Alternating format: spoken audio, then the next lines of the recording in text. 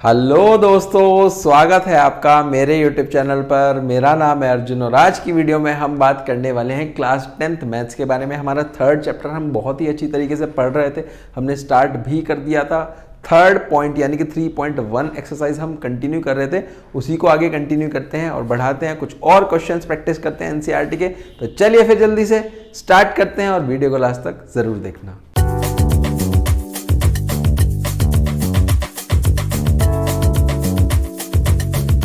देखो, ये है हमारी थर्ड यानी कि 3.1 एक्सरसाइज, जिसमें क्वेश्चन नंबर 1 हमने बहुत ही अच्छे से कर लिया था बेटा।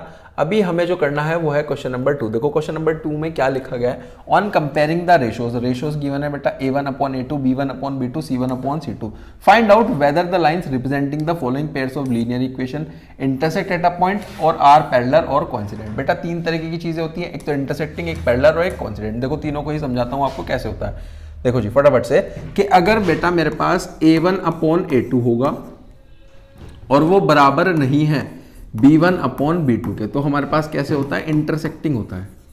क्या होता है, इंटरसेक्टिंग होता है। उसके बाद बेटा अगर a1/a2 है वो बराबर है b1/b2 के और बराबर है c1/c2 के, मतलब ये तीनों का जो हमारे पास वैल्यू है वो इक्वल है, रेशो किसकी वैल्यू है वो इक्वल है। तो इसका मतलब क्या होता है, इसका मतलब होता है हमारे पास यहां पर कोइंसिडेंट। ठीक है जी, ये क्लियर हो गया। नेक्स्ट है a1/a2 वो बराबर होता है b1/b2 के और वो बराबर नहीं होता है c1/c2 के, मतलब ये दोनों हमारे पास यहां पर इक्वल है। तो इसका मतलब क्या हो जाता है, पैरेलल। क्या हो जाता है, पैरेलल हो जाता है। अब हमें यही कंपेयर करके देखना होगा। स्टार्ट करते हैं और सबसे फर्स्ट से स्टार्ट करते हैं ना।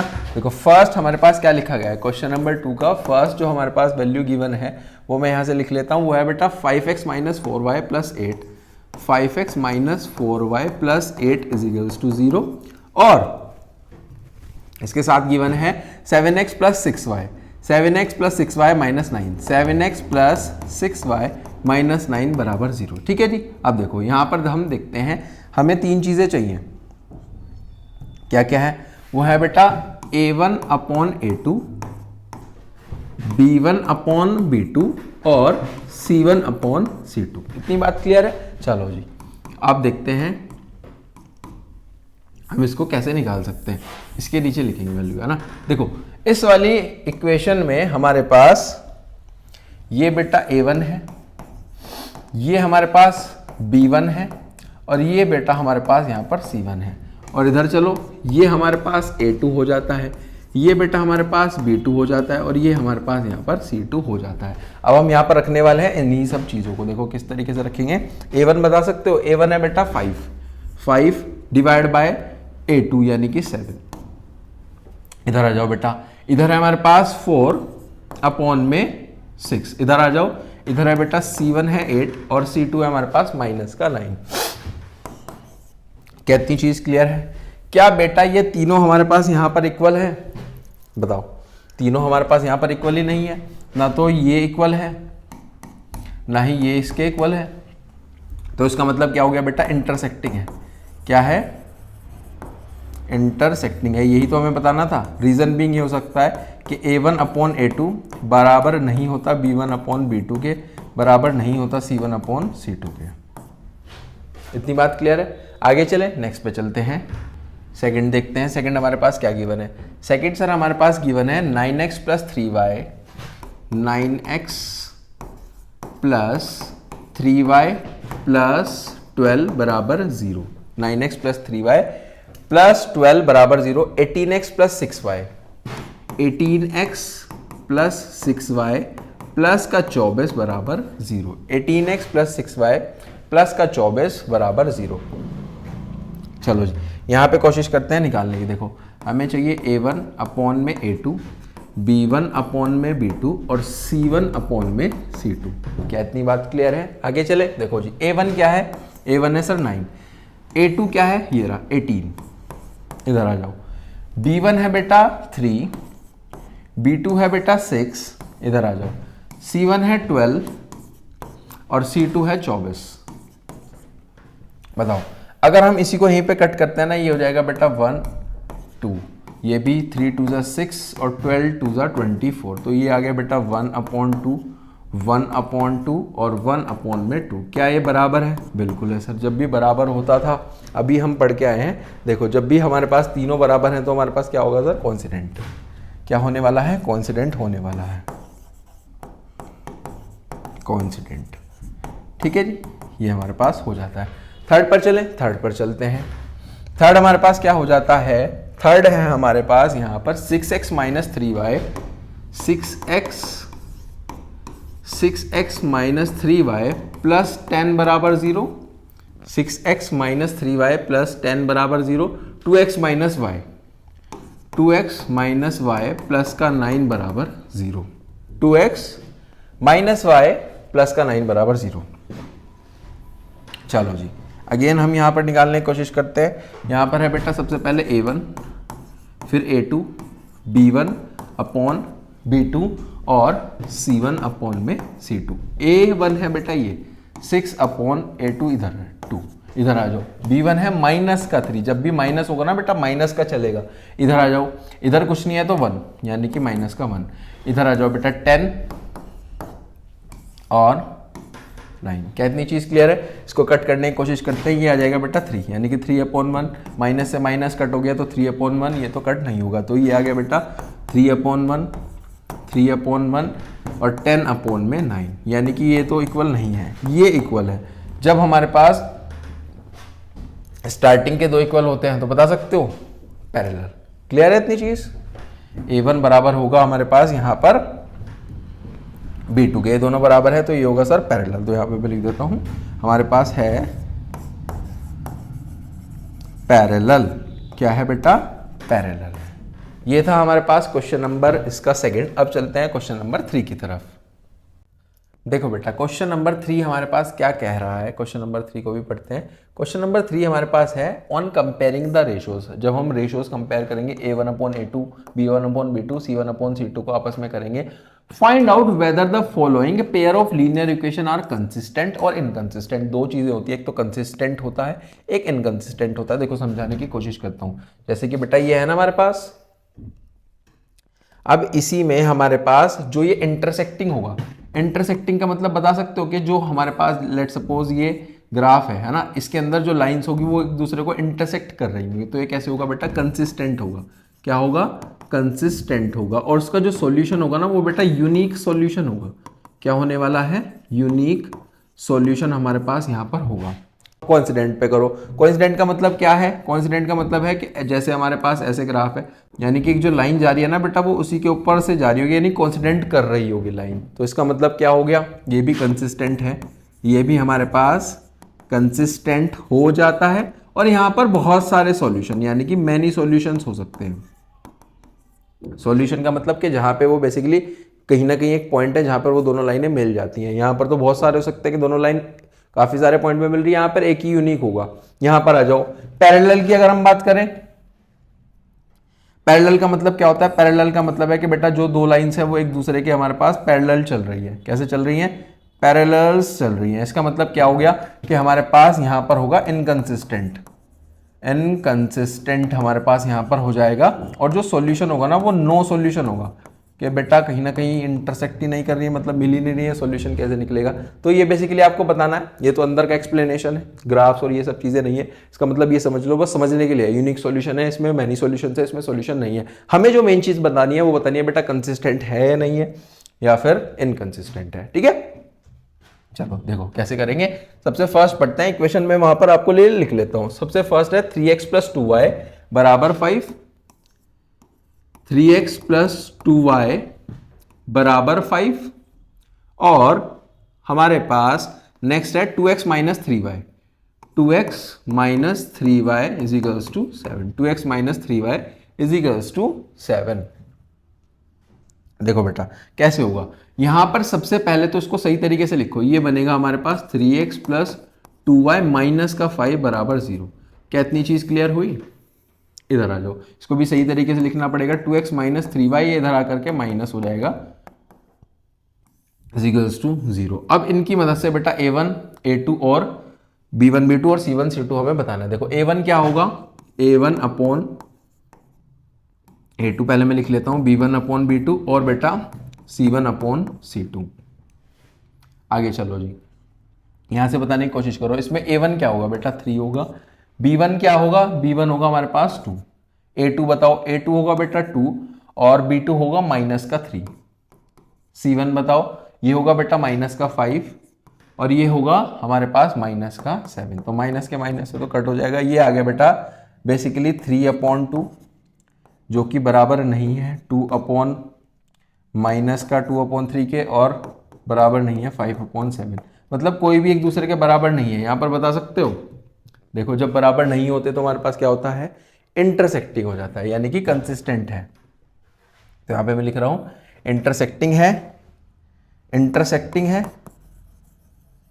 इंटरसेक्टिंग का मतलब क्या हो जाता है बेटा, इंटरसेक्टिंग का मतलब हो जाता है हमारे पास यहाँ पर कंसिस्टेंट, कंसिस्टेंट। ठीक है जी, यही बेसिकली आपको यहाँ पर क्वेश्चन में बताना था कि वो चीज कंसिस्टेंट है या नहीं है। सेकंड पे चलते हैं। सेकंड है 2x minus 3y is equals to 8। 2x minus 3y is equals to 8। 2x minus 3y is equals to 8। इसके बाद नेक्स्ट है 2x minus 3y is equals to 8 हो गया। 4x माइनस 6y बराबर 9। 4x माइनस 6y बराबर 9। इसको पहले तो सही तरीके से लिखेंगे बेटा। किस तरीके से लिखा जा सकता है, ये लिखा जाएगा, देखो 2x माइनस 3y 8 को हमें इधर लाना पड़ेगा इक्वल्स टू के, तो उधर 0 रखना पड़ेगा, तो ये जाएगा बेटा माइनस का 8 बराबर 0। नीचे आ जाओ, नीचे हमारे पास यहाँ पर होने वाला है, नीचे होगा देखो 4x माइनस 6y, इधर जाकर के ये हो जाएगा बेटा माइनस के 9 बराबर 0। चलो जी इधर आ जाओ। इधर हमारे पास क्या है, अब हमें बेटा A1 A2 और B1 B2 और C1 C2 यहाँ पर बताना है ना। देखो लिखेंगे A1 upon A2, B1 upon B2 और C1 अपॉन में C2। A1 बताओ यहाँ से क्या है, A1 है बेटा हमारे पास यहाँ पर 2, A2 है 4, यानी कि 2 अपॉन में 4। इधर आ जाओ। B1 क्या है, माइनस का 3 माइनस का 6, यह है बेटा माइनस का 3 और B2 है माइनस का 6। इधर आ जाओ, यह है माइनस का 8 माइनस का 9, माइनस का 8 माइनस का 9, माइनस से माइनस कट हो गया, माइनस से माइनस कट हो गया। इसको जब हम डिवाइड करेंगे तो आ जाएगा बेटा 1 अपॉन 2, ये भी 1 अपॉन 2 आ गया, यानी कि ये दोनों तो बराबर हैं। इसको कट करो, ये हो जाएगा बेटा 4 से तो नहीं कटेगा, ये तो कट ही नहीं रहा है, यानी कि 8 अपॉन 9 है, तो ये तो इक्वल नहीं है 8 अपॉन 9। तो दो हमारे पास एक दूसरे के बराबर हैं, बता सकते हो। देखो जी, दो जब हमारे पास बराबर होते हैं तो कैसे होते हैं, पैरेलल होता है। पैरेलल का मतलब क्या है, इनकंसिस्टेंट। पैरेलल है और ये इनकंसिस्टेंट है। पैरेलल है, यहां पे मैं लिख रहा हूं पैरेलल है, जो कि क्या बताता है, ये इनकंसिस्टेंट है, इनकंसिस्टेंट। क्योंकि A1 और A2, A1 अपॉन A2 और B1 अपॉन B2 बराबर है और C1 अपॉन C2 उसके बराबर नहीं है, इक्वल नहीं है। ठीक है जी, आगे चले, आगे चलते हैं जी। आगे हमारे पास नेक्स्ट गिवन है बेटा जी यहाँ पर 3 अपॉन 2x प्लस 3 अपॉन 2 लिखते हैं 3 upon 2x plus 5 upon 3y, 3 upon 2x plus 5 upon 3y बराबर 7, बराबर 7। और ये हो जाएगा 9x minus 10y, 9x minus 10y बराबर 14। ठीक है, पहले सही से लिखना पड़ेगा, इसको लिखते हैं जी। देखो जी कैसे होगा, ये होगा बेटा 3 upon 2x plus 5 upon 3y minus का 7 बराबर 0। ये बेसिकली हमारे पास यहाँ पर बना है। ठीक है जी, नीचे आ जाओ। नीचे होगा 9x माइनस का 10y, इधर आकर के हो जाएगा माइनस का 14 बराबर 0। बताओ जी, क्या इतनी चीज क्लियर है। अब इसी की मदद से बेटा A1 upon A2, B1 upon B2 और C1 अपॉन C2 निकालने की कोशिश करते हैं। देखो यहाँ पर लिखेंगे हम A1 upon A2, B1 upon B2 और C1 अपॉन में C2। ठीक, यहां से A1 बता सकते हो। देखो A1 हमारे पास यहां पर होगा बेटा 3 अपॉन 2 और A2 होगा 9, 3 अपॉन 2 और 9, 3 अपॉन 2 और ये अपॉन में 9। इधर आ जाओ, b1 अपॉन b2, b1 होगा बेटा 5/3 और 10, 5/3 और माइनस का 10, 5/3 और माइनस का 10, माइनस का क्या नहीं, 5/3, 5/3 और माइनस का 10। इधर आ जाओ, c1/c2 पे चलो, c1 है बेटा हमारे पास माइनस का 7 और माइनस का 14, माइनस का 7 और माइनस का 14, माइनस से माइनस तो हमारे पास यहाँ पर कट हो गया। ठीक है जी, इधर आ जाओ, इधर होगा सर हमारे पास, देखो किस तरीके से करते हैं, ये बेसिकली 9/1 कर लो, 10/1 कर लो, तो इन दोनों के आपस में मल्टीप्लाई, इन दोनों के आपस में मल्टीप्लाई, तो ये हो जाएगा बेटा 3/9 इधर आओ, इन दोनों के आपस में मल्टीप्लाई, तो ये हो जाएगा 5/-30 और ये हो जाएगा 7/14। कट करने की कोशिश करें, देखो जी कट करते हैं, ये हो जाएगा बेटा 6, 3 जाइए तो आ गया 0.6, ये भी आ गया बेटा 5, 1/-6 जो कि बराबर नहीं है, ये आ गया बेटा 1/2। तो कोई भी हमारे पास यहाँ पर बराबर नहीं है। जब कोई भी बराबर नहीं होता है तो हमारे पास क्या कहलाता है बेटा, वो कहलाएगा यहाँ पर इंटरसेक्टिंग यानी कि कंसिस्टेंट, इंटरसेक्टिंग यानी कि कंसिस्टेंट, इंटरसेक्टिंग यानी कि कंसिस्टेंट, ये होगा बेटा इंटरसेक्टिंग यानी कि कंसिस्टेंट, कंसिस्टेंट। बताओ जी, क्या इतनी चीज क्लियर है? अभी तक का मसला क्लियर है? आगे चलें, आगे चलते हैं। देखो बेटा फोर्थ क्या गिवन है, फोर्थ गिवन है 5x - 3y = 11 और माइनस का 10x + 6y = माइनस का 22। यह है 5x - 3y, 5x - 3y = 11। Fourth है 5x माइनस का 3y बराबर 11। इसको सही से अगर हम लिखेंगे बेटा, ये हो जाएगा हमारे पास यहाँ पर 5x माइनस का 3y माइनस का 11 बराबर 0। बताओ जी, क्या इतनी चीज़ क्लियर है? आगे चलें, नेक्स्ट लिखा है हमारे पास यहाँ पर माइनस का 10x + 6y, माइनस का 10x + 6y = माइनस का 22। इधर आके ये प्लस हो जाएगा, तो जब हम इसको करेंगे ये आ जाएगा हमारे पास यहाँ पर माइनस का 22 है ना, एक बार चेक कर लेते हैं। हाँ बेटा, माइनस का 10x प्लस का 6y प्लस का 22 = 0। अब इनकी मदद से बेटा a1/a2, b1/b2, c1/c2 हमारे पास निकालना हमें पड़ेगा। देखो जी, यहाँ पे निकलेगा a1/a2, b1/b2 और c1/c2। a1 बताओ क्या है? a1 है बेटा 5, a2 है माइनस का 10, 5/-10, 5/-10। इधर आ जाओ, इधर चलो जी। b1 क्या है? माइनस का 3 और 6, ये हो जाएगा बेटा माइनस का 3 और 6। c1 बताओ, c1 हमारे पास क्या है? माइनस का 11 और 22, माइनस का 11 और 22। देखो जी, क्या ये आपस में कट हो सकते हैं? बिल्कुल हो सकते हैं। ये कट होके हो जाएगा सर माइनस का 1/2, ये भी माइनस का 1/2 और ये भी माइनस का 1/2, तो तीनों ही हमारे पास बराबर है। अभी हमने पढ़ा है कि अगर तीनों ही बेटा बराबर होते हैं तो कॉन्सिडेंट बन जाते हैं और इसके होगा बेसिकली कंसिस्टेंट हो जाएगा। ठीक है जी, कॉन्सिडेंट और कंसिस्टेंट, कॉन्सिडेंट और ये हो जाएगा बेटा कंसिस्टेंट, कंसिस्टेंट हमारे पास यहाँ पर हो जाएगा इसका आंसर। ठीक है जी, नेक्स्ट पे चलें, नेक्स्ट पे चलते हैं।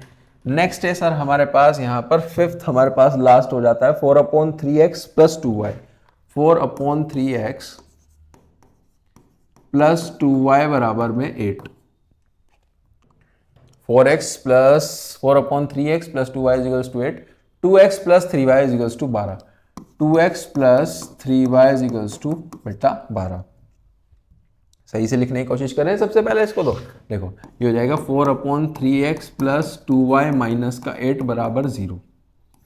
ये बन गया जी। ठीक है जी, आगे चलो, इधर चलो, 2x + 3y माइनस का 12 = 0। ठीक है जी, अब इसकी मदद से हमें बेटा a1, a2, b1, b2, c1, c2 यहाँ पर निकालने होंगे, है ना। देखो जी, a1/a2, b1/b2 और c1/c2।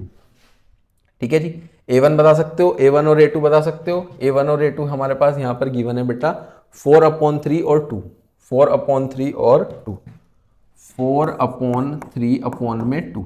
इधर आ जाओ जी, B1 और B2 बताओ, 2 और 3, ये होगा बेटा 2 और 3, इधर आ जाओ, C1/C2, C1 है बेटा माइनस का 8 और माइनस का 12, माइनस का 8 और माइनस का 12, माइनस से माइनस कट हो जाएगा, इधर आओ, ये आपस में मल्टीप्लाई, नीचे 1 है तो ये हो जाएगा 4/3 इधर आ जाओ, 2/3, ये हो जाएगा बेटा 8/12, इसको कट करने की कोशिश करो तो 4 2 2 2 3 2, तो ये भी बेटा 2/3, क्या तीनों ही हमारे पास इक्वल है, ये भी 2 2 और 3 2 6, तो ये भी 2/3 2/3 2/3। देखो जी हमारे पास यहाँ पर, चलो अगर तीनों ही इक्वल है तो बेटा कॉन्सिडेंट यानी कि कंसिस्टेंट, ठीक है जी, कॉन्सिडेंट यानी कि हमारे पास यहाँ पर कंसिस्टेंट, ये हो जाएगा